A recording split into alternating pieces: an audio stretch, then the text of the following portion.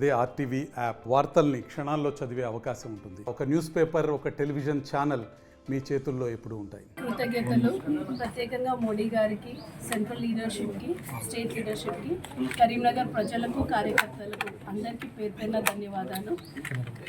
సంజయ్ని ఇంత దూరం సపోర్ట్ చేసినందుకు, ఈరోజు సంజయ్కి తీసుకొచ్చినందుకు ప్రతి ఒక్కరికి ధన్యవాదాలు. ప్రతి ఒక్కరికి పేరు పేరున థ్యాంక్స్ చెప్తున్నాను.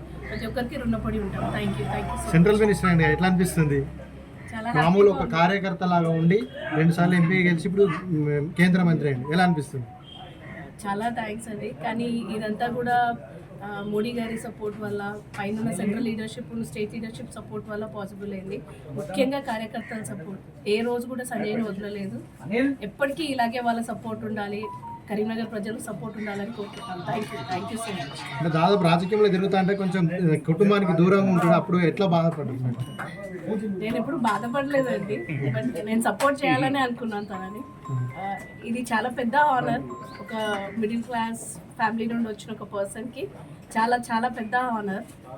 ప్రతి నిమిషం ప్రతిదీ బికాస్ ఆఫ్ పీపుల్, ప్రజల వల్లే పాసిబుల్ అయింది, కార్యకర్తల వల్లే పాసిబుల్ అయింది. ఇప్పటికీ వాళ్ళ ప్రేమనే సంజయ్ని నడిపిస్తుంది. Thank you.